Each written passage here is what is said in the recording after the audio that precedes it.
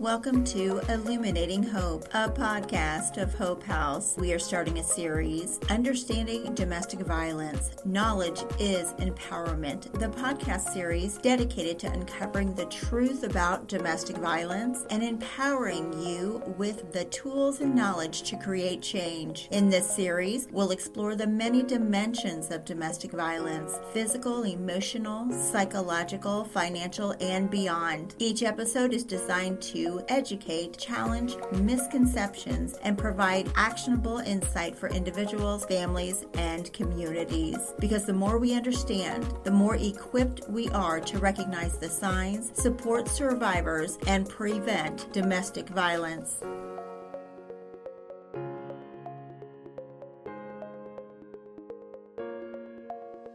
Tracey, welcome back for part 3 of the Understanding Domestic Violence podcast. Good to see you.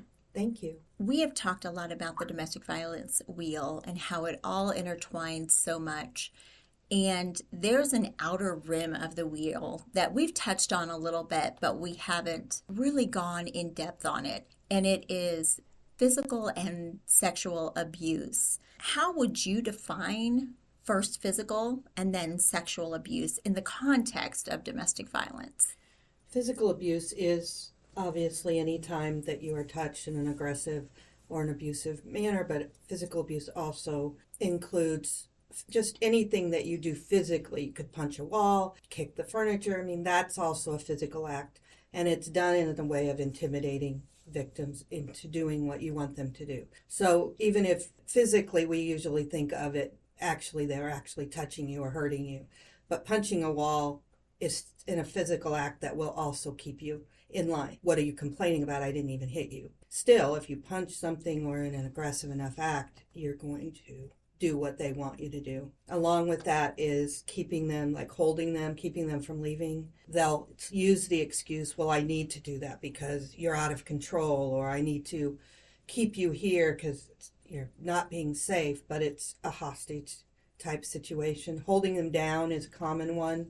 I had to hold you down. You were so out of control. So those are some physical things. You know, one thing I remember way back when I was in working in the shelter as the therapist, I had one of the women said to me, well, I didn't really think that I was being physically abused because he didn't ever punch me. His fist was, he never created a fist, but he would slap me, or pushing. Pushing is another one that I heard a lot, that people didn't really consider that to be physical violence because they really had just assumed, well, if you're not getting punched with a closed fist, then it's not really physical abuse. So it is any of those kinds of things.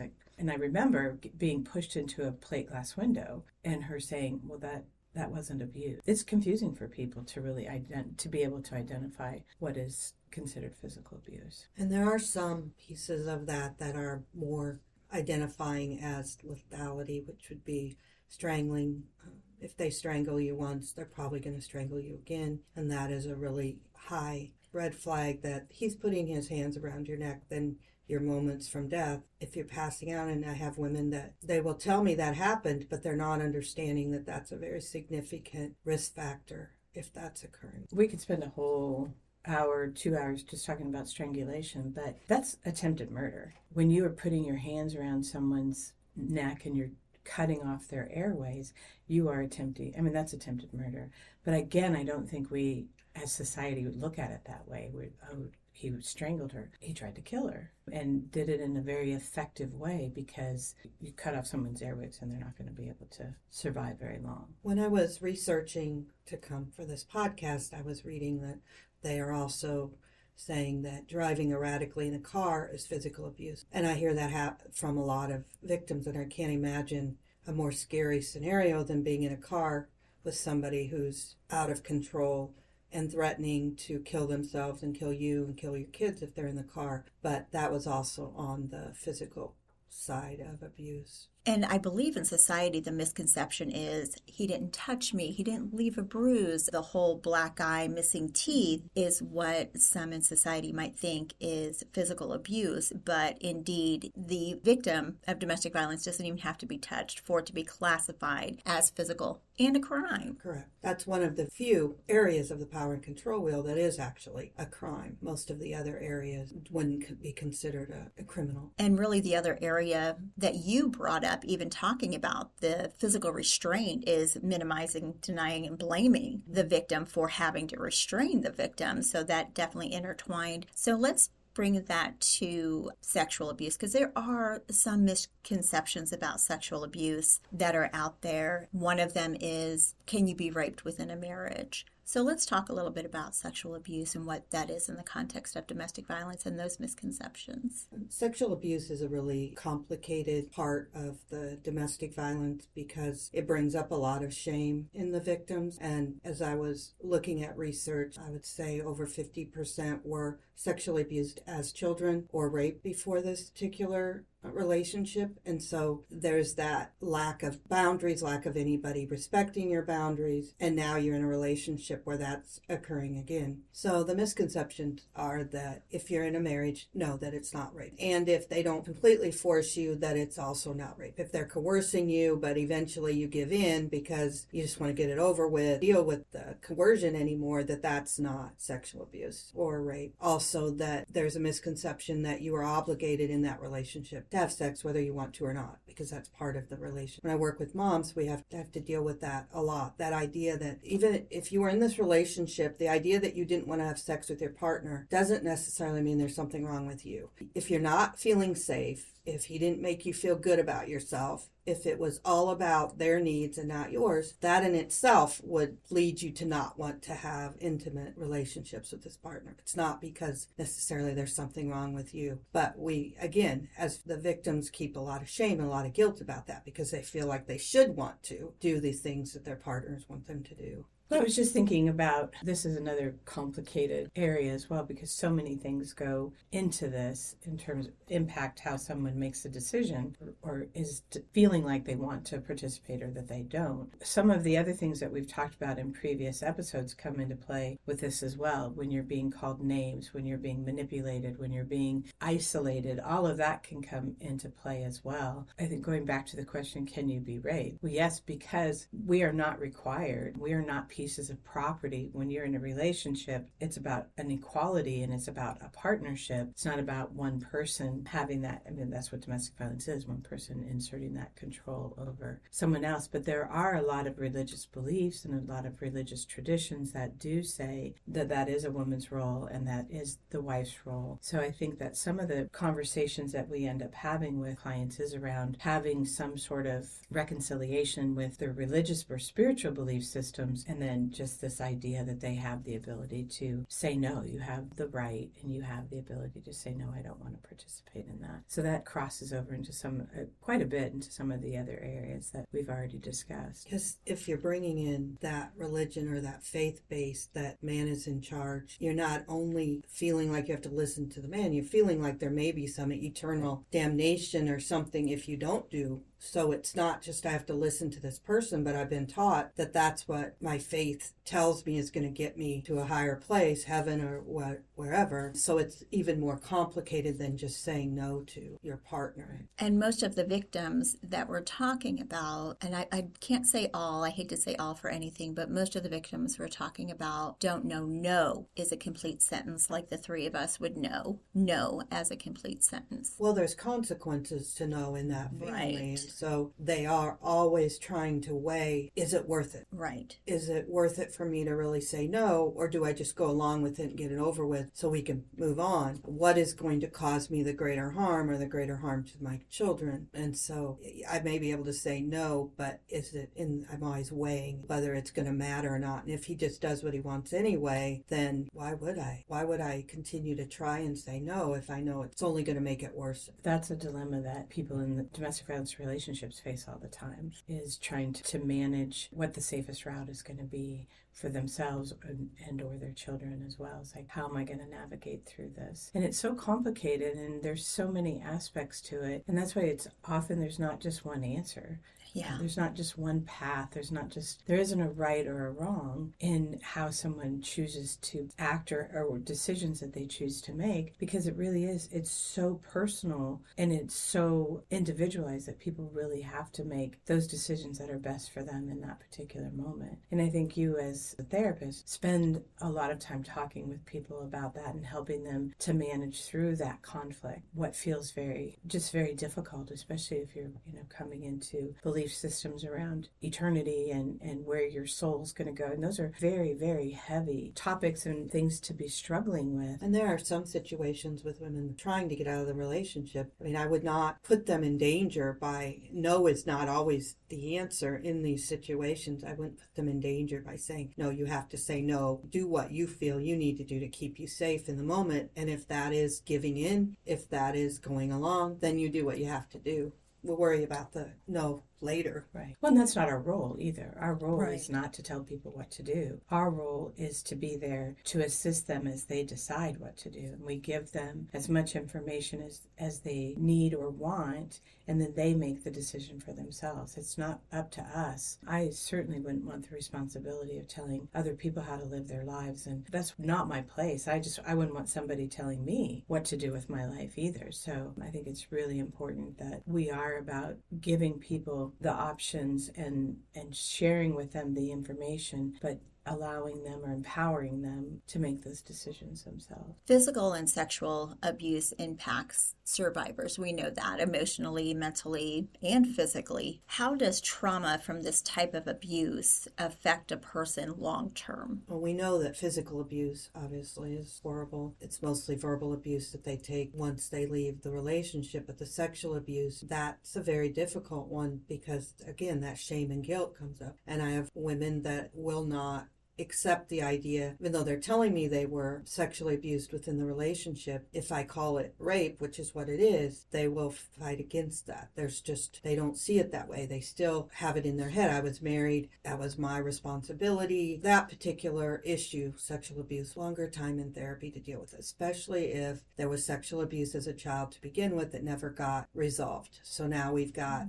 some complex trauma because we've got childhood sexual abuse now added to sexual abuse within the marriage. So it will be a long-term therapy. That's a lot to unpack for one person, especially when they're still in the midst of some kind of trauma. Tracey, there's often something that's called reproductive coercion. By definition, is a pattern of controlling and manipulative behaviors that aim to influence or force a person's reproductive decisions against their will. And it's experienced by domestic violence survivors, but they don't realize it because they never heard of it. It has a huge effect on postpartum and connecting with a new child. Can you speak to that a little bit? An abuser intentionally gets the victim pregnant. It's different than, whoops, we didn't use anything and we know it could happen. It's a deliberate tactic to get her pregnant when she's not aware that it's going to happen. And they do that a variety of ways. They can put holes in the condoms. They can say that they're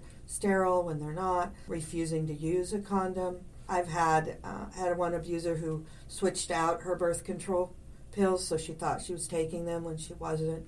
But again, it's a power and control, so they're not only controlling you outside in your outside life, but now they're controlling your body. So when a victim then gets pregnant, we obviously know it's not the baby's fault, but there can be some resentment that comes with that because it wasn't her choice, and that can lead into postpartum depression. There's a high likelihood of having postpartum if you're in a domestic violence relationship anyway, but you add into the fact that you're pregnant against your choices, and that will also increase that resentment to the baby if you don't acknowledge it. That's something that women aren't always aware of as it occurred. So when I talk about it, it's oftentimes victims will say, oh, well, I didn't know there was a name for that. Oh yeah, he did do that. I used to do a support group for victim survivors that had postpartum, And I had a group, and I had 5 women in that group, and every one of them was crying because when we talked about reproductive coercion, they had all experienced it. From the coercive, I'm just going to keep telling you, you need to get pregnant, to on the opposite end of it, which is forced. And then also wanting to have children very close together. Again, the more children you have, the younger they are, the closer they are in age, the harder it is going to be for you to get out of the situation. There also are other pieces of that, intentionally giving you an STI, forcing you to get an abortion, or refusing to allow you to get an abortion. All goes along with that. But there are consequences to your relationships with that child if you're not acknowledging it, not working on it. It's a difficult topic. It can be a difficult topic to talk about, but the sexual abuse that happens within a domestic violence relationship it can be so extreme and it can be so constant. And often people are surprised to hear that you can have a sexual assault or rape within when 2 people are married. And it can be very difficult for people to talk about it. We're not a society necessarily that, I guess in some ways we're very open about talking about sexual things, but then in other areas we're not. But there's a lot of mixed messages around that. But I think that sexual abuse that happens within the relationship can be so damaging. It can be so difficult for someone to recover from around something that is, in a marriage, you're supposed to have this intimacy and this togetherness and this connection. And then when that is abused and is used against you and really used as a way to control you, it can be so difficult for people. Very complicated. And there's a lot of, if you're not going to have intimate relations with me, I'll just go find it somewhere else. And using that tactic of coercion to say, to get you to do what they want you to do. But yes, it's a very complicated process because we believe that if you're in a relationship, you should want to have sexual relations with your partner. But when you're in domestic violence, you don't feel safe and you don't feel good about yourself, not going to feel that same feeling. And then the guilt comes of, well, but I should want to because I'm in this relationship and that's what I'm supposed to do. So yes, getting victims to understand that they have a right to say no in the relationship and that it is a form of rape, even if you're in a relationship. And even if you have had sex with them in the past, it's a hard concept. It is, and the abuse can even be more brutal if the abuser watches any kind of pornography or has an addiction. Then that abuse can just be raging. And there's a high correlation between pornography and domestic violence, which again leads into the abuser feeling that the victim is their property and that they're allowed to do whatever they want, and having demands, wanting the victim to do things that they're watching pornography and doing some things that the victim is not comfortable with. Adding onto that the videotaping and then using it later in a manipulation tactic to keep her from leaving or to humiliate the victim. It's all a very complicated form of abuse. The other thing with sexual abuse that makes it so powerful for victims is that it's based around not only their body, but there's a lot of negativity towards their body that goes along with it. So you're too fat, or you don't look right, or if you don't do it, I'll just go find somebody else. Can't you see this person is prettier than you are? That goes along with that, tearing them down, making them feel less than. Well, and also making them do things they don't want to do. A particular sex act or saying things that make them uncomfortable. Just most people, or anyone that's not in a domestic violence relationship, it's supposed to be like this very connection and a very personal, very private experience with you and your partner. And then it's very, very different when you're looking at domestic violence or any kind of sexual abuse. Very one-sided. Mm-hmm. And when we look at the increase in pornography and the aggressiveness in the pornography that's out there right now, and now turning around and wanting victims to do what they're seeing, trying to compare them, or victims feel like they're being compared to what's on the video and feeling obligated to do whatever it is he's looking at, again, adds to that self-esteem. Tearing down your self-esteem, that you're not good enough, your body's not good enough. I'm seeing an increase with the women that I work with where they're being taped, and it might be taped consensually with their abuser in a sexual acts or when they're naked, and then those tapes are being used as manipulation tactics to keep the victim in line. I had a client who she had denied the abuse, even though we knew it was occurring. And she called me from outside of her house and said, I need help. I lied to you. There really is domestic violence. Can you help me? And so I worked with the shelter we were going to send a cab to pick her up, get her animals. And then she, right at the last minute, called me and said, I can't leave. The last time I left, he took videos that he has of me and he put them online. And I had men calling me, and I can't go through that again. I'm going to put it on social media. I'm going to send it to your family. Some of my victims have also found out when they've left that he's shared those videos with other people that they weren't aware of, or even sold them sometimes to different sites. So that is increasing. It is illegal, but it's a very difficult thing. Kind of like going to report that you're being sexually abused or raped by your husband is very difficult. Mm-hmm. Going and reporting that this is occurring is very difficult and very humiliating. And the whole idea of where is it, who has it, who's seen it.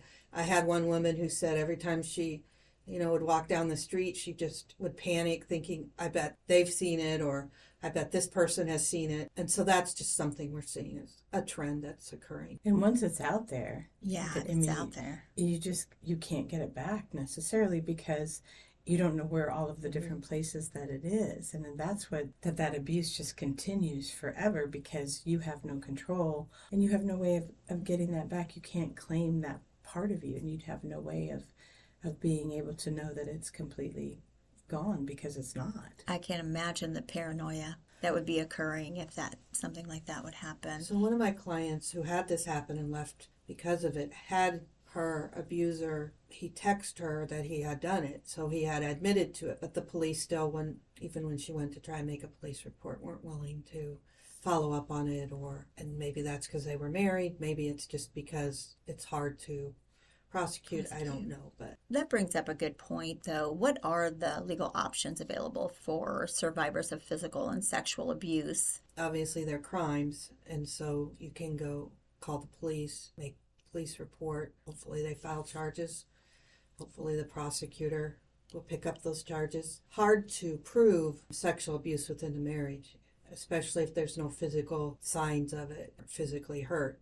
It's very hard to prove your word against your abusers as to whether it was rape or not. If a victim of these crimes can safely document, do you suggest that would be a good way to safety plan to document occurrences? Women that are still in the relationship, we have to be really careful about that, but there are apps that you can put on your phone that look like news app where you can log incidents and even tape things that have happened and pictures. But the women that are out of the situation, absolutely documenting, because something may occur doesn't rise to the level that you're going to make charges, but if you have it documented, it shows a pattern of behavior that might be helpful for you down the line. Because if you go in after the 30th time or 10th time of something happening, you're not going to remember when it happened. So having it written down, then you can say, oh, well, on this day this happened.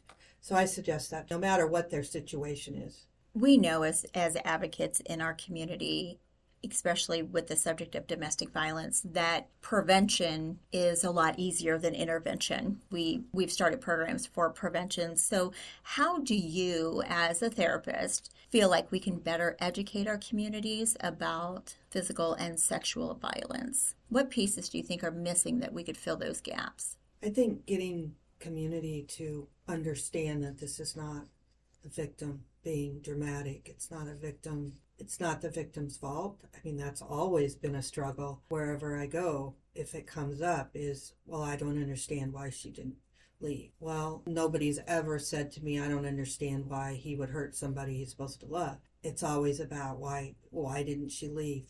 The idea is that if she didn't leave the first time, then, well, she must have somehow deserved what happened to her. So we have to change that as a community. The whole narrative. Whole narrative that somehow it's the victim's fault or that it's that easy to just pick up and leave. I mean, it may be easy to leave the abusive partner, but if you have kids especially, you're leaving their school, you're leaving the friends they played with down the street. You're leaving a lifestyle. You're not just leaving this person, and there's a whole lot of reasons why you might end up staying, but we have to change that understanding. Quit blaming the victim.